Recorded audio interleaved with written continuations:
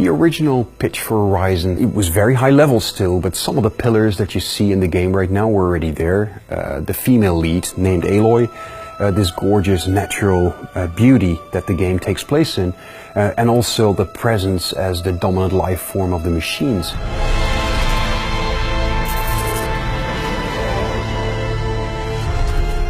The machines turned out to be very much animal inspired. That is something that the game designers found to be a very natural way for us to portray these machines.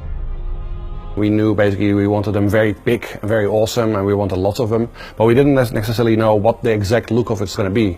We also played basically with more insect-like creatures or more traditional looking robots, but this whole aspect of nature basically and the majesty of nature combined with this much more sort of prehistoric looking creatures really created a very unique setting and a very unique look. There's something basically that in game design they call a tell, that you can sort of look at the creature and by how it's animating, how it's behaving, you know what sort of attack it might do and you can sort of prepare for it. And that's really important, and in that regard it really helps that these creatures are recognizable.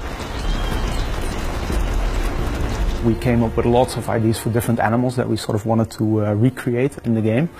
But also at the same time we were looking for different opportunities for the player in terms of maybe there should be an enemy or a machine that has a lot of loot on them. What kind of machine would fit with that? So we came up with the Shell Walker. The Shell Walker is basically a walking treasure chest. It has this super valuable loot on its back. So that's kind of where the idea then originates. You want the machine to have a certain purpose in the game.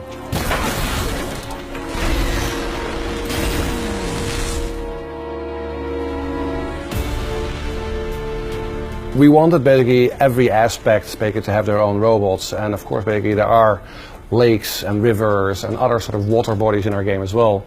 So the Snapmaw, the crocodile, basically was specifically designed to take advantage of those sort of environments and offer the player a new challenge in that environment. So the Snapmaw is one of the enemies that we haven't shown much of. It operates very often in groups. The machine itself is already very dangerous, especially in the water. Fortunately for Aloy we have sprint swimming, so she can swim a little bit more quickly. But often that won't be fast enough, so you have to be very careful. So Aloy has a unique ability. She can use her spear to override machines. The broadheads can, if you override them, you can use them as a mount.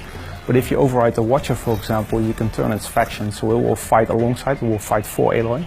Then we have the Tallneck.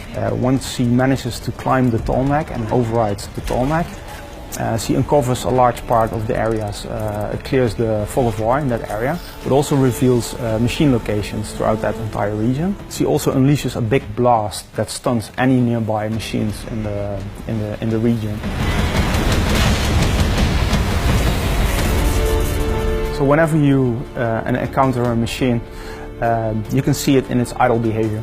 But when the machine itself goes into combat mode, that's when the AI basically takes over. There's nothing scripted about it. You will notice that each time you play, it will play out differently because the AI is so unpredictable.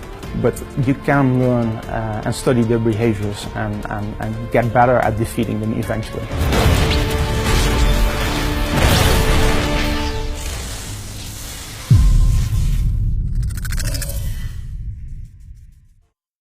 PS4 for the players.